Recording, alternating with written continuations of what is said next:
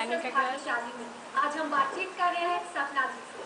सपना जी, इससे पहले कि हम आपसे अपनी बातचीत को आगे बढ़ाएं, आइए देख लेते हैं कि आपके ससुराल वालों ने आपके बारे में क्या कहा है।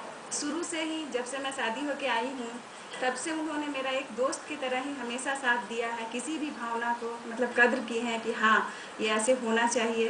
सपना जी मेरी भाभी हैं, वो बहुत अच्छी हैं। मेरी माँ के नहीं रहने के बाद हमें कभी भी माँ का कमी नहीं खला है।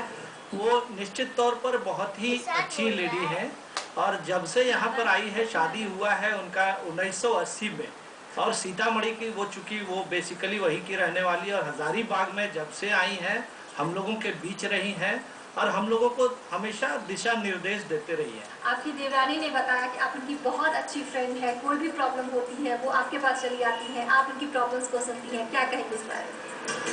हाँ, हम जैसे वो करती है, जैसे हम भी करते हैं वो भी करती हैं। अभी तो मेरा बेटा छोटा है, लेकिन अभी भी जैसे हम कभी भी जाते हैं तो चाय पानी नाश्ता, बहू भी आजकल की नहीं करती हैं, लेकिन ये लोग कभी भी करती हैं। जो भी बात बोलते हैं तो कभी नहीं ये करती कि नहीं करें, हमेशा साथ देती हैं। कुछ भी जरूरत होता है, बीमार पड़ गया तुरंत सब कुछ देना। कोई सास को भी मिलता हुआ, आजकल सास का जो सुख है हम लोग अपनी देवरानी लोग से हमको मिल रहा है। जी जी, है कि जो भी चीज़ बोलते तुरंत बात ही मानती है। जो भी कुछ कभी भी खबर करे, रात को सुबह कभी भी, तो लोग बहू लोग आजकल नहीं कर पाती हैं। बहू तो मेरे देखे बेटा छोटा है, लेकिन जो शौक हमको बाद में मिलेगा जी वो पूरा करती हैं। जी ये सबसे बड़ा बात है जी, आप भी उनके शौक को पूरा करती हैं और ये बात तो आपकी ननद ने क्या बता ही दिया है कि उन्हें माँ की कमी कभी भी महसूस नहीं हुई। इसके बारे में आप क्या कहेंगे? मेरी पहला तो है कि जो माँ बाप होते हैं जो संस्कार देते हुए बच्चा लोग में है, तो मेरे ननद हैं, देवर हैं, मैंने पूरा परिवार माँ बाप के संस्कार से जुड़े हुए हैं। सास ससुर भी मेरे बहुत अच्छे थे, इसलिए उनका बच्चा लोग उसी तरह से है। लेकिन ननद भी है, जब भी माँ की तरह मानती है, जो भी बोलती है वो भी पूरा करती है, हम लोग भी पूरा करते हैं। जब भी जरूरत हो, कुछ भी बात हो, बताती हैं। जो भी परेशानी है बताते कि अच्छा ऐसे करिए वैसे करिए, विश्वास होता है कि हाँ कुछ भी होता है बताती हैं, उनको भी हम बताते हैं, है ना जी। तो मेरे सास ससुर भी बहुत अच्छे थे, तो वही संस्कार मेरे देवर देवरानी और हम लोग चार मैंने हम लोग बहू लोग हैं, चार तरह से आए हैं, लेकिन हम लोग ठीक उसी रास्ते पे हम लोग चल रहे हैं। जी बिल्कुल, अभी तक चार रास्तों से आए हैं लेकिन एक ही रास्ते पे चल रहे हैं। हम लोग चल रहे हैं। जी जी, जो बड़ी हैं, हम दूसरे हैं, तीसरी है, चौथी हैं, सब ननद लोग भी बहुत अच्छी हैं। जी जी, सब माँ बाप से ही मिला है। मेरे सास ससुर बहुत मानते थे। जी जी, उसी हिसाब से जो हम लोग देख के गए तो वो हम लोग निभा रहे हैं। जी माँ, अपने बचपन के बारे में बताइए, आपका बचपन कहाँ बीता? बचपन तो मेरा जन्म सीतामढ़ी में हुआ है। तो मेरे पापा फोटोग्राफर थे, बहुत छोटे परिवार से थे, शादी होकर बहुत बड़े घर में आए। लेकिन वहाँ मेरे पापा में यही सिखलाए हैं कि हमेशा झुक के रहो, हमेशा सबका बात मानो। काम हमको कुछ नहीं आता था, एक कप चाय बनाने नहीं आता था, सब ससुराल में सीखे। आपकी हॉबीज क्या क्या है? हॉबी है मैंने खाना बनाना, पढ़ाई करते हैं, कुछ पेपर में कुछ वास्तु के लिए जानते हैं। मैंने बैठ के नहीं रहते, कुछ भी चाहे पढ़ाई भी नहीं करें, कुछ भी यही से करते रहते हैं। और क्या शौक है? भजन गाते हैं, गाना भजन गाती हैं आप? तो हम चाहेंगे कि 2 लाइन आप हमारे व्यूअर्स के लिए भजन गा के सुनाएं।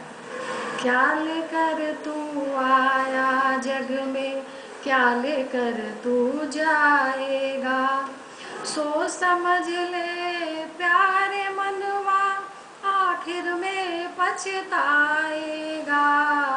सोच समझ ले प्यारे मनवा, आखिर में पछताएगा। क्या बात है, बहुत अच्छा। सीखती हैं आप? नहीं सीखते नहीं है, लिख के अपना खुद ही लिखती हैं आप? ये आपका खुद का लिखा हुआ भजन था? लिख के कहीं के सुने, टीवी से उससे अपना उसी से आपने गाया। जैसा कि मैम ने बताया कि मैम वास्तु शास्त्र की जानकारी रखती हैं, हम वास्तु शास्त्र के बारे में और भी जानकारी प्राप्त करेंगे। उससे पहले आइए खेल लेते हैं मैम के साथ एक गेम। मैम, यहाँ पे मैं आपसे एक पहेली पूछूंगी जिसका आपको जवाब देना होगा 30 सेकंड्स के अंदर। तैयार है आप? मैम, आपके लिए पहेली है। एक घर में सोना रखा, चांदी की दीवार, जाने को रास्ता नहीं, बाहर से ही पुकार। और आपका समय शुरू होता है अब। जी बताइए। एक घर में सोना रखा, चांदी की दीवार, जाने को रास्ता नहीं, बाहर से ही पुकार। जी, बहुत समय है आपको अगर श्योर है आप? हाँ। कैसे सोचा आपने कि अंडा होगा? अंडा होगा सुने इसलिए। या करीबन मैम, आपका जवाब बिल्कुल सही है। कांग्रेचुलेशन, आपने गेम जीत लिया है। आपने गेम जीत लिया है, तो हम चाहेंगे कि इस खुशी में आप हमारे व्यूअर्स के लिए कोई भी छोटा सा प्यारा सा टिप्स या सजेशन दे, तो क्या देने वाली हैं आज आप? अभी तो बच्चा लोग के लिए दे रहे हैं कि बच्चा लोग पढ़ाई नहीं करता है। जैसे बच्चा लोग है कि बहुत एक जगह बैठ के पढ़ाई नहीं करता है, उधर भागता है उधर भागता है, लोग परेशान रहते हैं। तो इसके लिए कि बच्चा लोग के लिए कि जो भी बच्चा लोग जहाँ भी पढ़ते हैं वो लोग, जहाँ उसका टेबल कुर्सी है, तो टेबल की जहाँ बैठता है बच्चा लोग, उसके नीचे बायां हाथ से दबा के मन में बोलना है कि हाँ बच्चा पढ़ाई करे, सरस्वती जी को प्रणाम करके बोलना है, एक बार ही करना है। तो उससे क्या होगा, बच्चा का मन भी लगेगा वहीं पर बैठ के वो लगातार पढ़ाई। क्या बात है, सारे माओ की प्रॉब्लम्स तो लगता है कि आज सॉल्व हो गई है कि सब परेशान रहती है बच्चों को पढ़ाई को लेकर। यही है, बच्चे एक जगह, छोटे बच्चे लोग जो समझदार है उसके लिए, लेकिन छोटे बच्चे लोग एक जगह बैठ के पढ़ते ही है उसके लिए ये चीज़। मैम वास्तु शास्त्र की बात करेंगे, वास्तु शास्त्र है क्या? वास्तु शास्त्र जैसे हम लोग सांस लेते हैं उसी तरह वास्तु पुरुष है, वो भी उल्टे लेटे हुए हैं, उनको भी सांस लेने की जरूरत पड़ता है, लेकिन हम लोग क्या करते हैं, वो पूरा की तरह ईशान में उनका माथा है, पैर है नैऋत्य में, कोण में, लेकिन वो हर चीज़ हम लोग ईशान में दबा देते हैं। तो दबाने से क्या होता है, हम लोग सोच नहीं पाते हैं, डिप्रेशन हो जाता है, ये सब हो जाता है। इसीलिए हम लोग उस कोना में भगवान जी रखते हैं कि हल्का रहे, पूजा रखते हैं, पानी मतलब हल्का चीज़ रखते हैं ताकि हर कुछ रहे। पैर है जैसे नैऋत्य कोण जैसे कटा हुआ है तो पैर का परेशानी है ना। अग्नि कोण है, अगर अग्नि में खाना नहीं बनाते हैं तो उससे भी दिक्कत है, हर तरह का बीमारी आया, पैसा नहीं बचा। अगर अग्नि कोण में चूल्हा रखते हैं तो आपका हर चीज़ ठीक होता है। वायु कोण में है कि वायु कोण में है, बच्चा लोग जिसका लड़की लोग को शादी करना है उसको वायु कोण में सुलाना है ताकि जल्दी से शादी हो। गेस्ट लोग आते हैं उनको वायु कोण में सुलाना है ताकि 1-2 दिन रह के चले जाए, अच्छा, परेशान नहीं करे। अच्छा, ये सब जी जी मैम, जिन लोग का अपना घर है उनकी बात तो समझ में आती है, लेकिन जो लोग सरकारी क्वार्टर में रहते हैं, अपार्टमेंट में रहते हैं या भाड़े पे रहते हैं, तो उन लोग को क्या क्या करना चाहिए? हाँ, उन लोगों को तो जैसे घर तो बदल नहीं सकते, उसको तोड़ भी नहीं सकते। उसके लिए उपाय है कि हम लोग को 4 कोना है घर में, जैसे रूम भी है तो ईशान कोण है, उत्तर पूर्व का कोना, उसको खाली रखें, साफ सुथरा रखें। अग्नि कोण में किचन नहीं है, उसके बाद भी उसमें है कि एक मोमबत्ती का पोस्टर लगाएं। और दक्षिण पश्चिम है, उसको वजन देना है, वहाँ बेड वहाँ पे लगाना है, या कुछ पहाड़ का बिना पानी का जो पहाड़ का पोस्टर वो लगाना है। और वायु कोण होता है उत्तर पश्चिम का कोण में मेटल का कोई चीज़ उजला फूल लगा के लगाना है, उससे कंट्रोल होता है। ये ईशान कोण में ये लोटा में गंगा जल डाल के रखिए, अच्छा, उससे है, उससे लोग उस चीज़ को सुधार सकते हैं। लेकिन हमेशा घर में ईशान कोण को साफ सुथरा रखना है ना। रूम को ही सेट करके रखेंगे, उससे भी बहुत चीज़ सुधार आ जाता है। जी, घर बनाने की जरूरत नहीं है, जो घर बनाया है उसमें ही कुछ चीज़ में करें तो अच्छा होता है। हाँ, अच्छा होता है। जी मैम, आखिरी सवाल कि कई लोग जो है वो वास्तु शास्त्र को अंधविश्वास के तौर पे लेते हैं, तो इसके बारे में आप क्या कहते हैं? नहीं, अंधविश्वास नहीं है। जैसे पहले के लोग भी मानते थे, बीच में वास्तु का सब ये भूल गए थे लोग।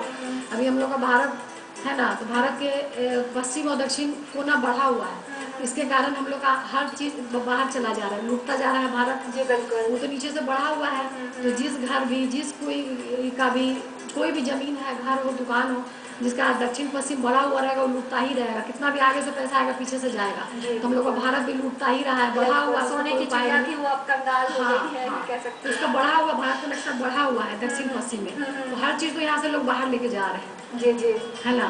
तो इसीलिए अपने घर को अपना थोड़ा बहुत ही सुधार के भी उस चीज़ को आप अच्छा कर सकते हैं। चलिए मैम, बहुत अच्छी जानकारी आपने हमें दी है, थैंक यू सो मच। फिलहाल वक्त हो गया है कि मैम के साथ खेला जाए एक और गेम। मैम यहाँ पे मैं आपको गेम समझा देती हूँ, आपको 1 से 10 तक काउंटिंग करनी है। इसमें 1 अगर आप हिंदी में बोलती हैं तो सेकंड आपको इंग्लिश में बोलना होगा, ठीक है? 30 सेकंड्स के अंदर। तैयार है आप? ठीक है। आपका समय शुरू होता है अब।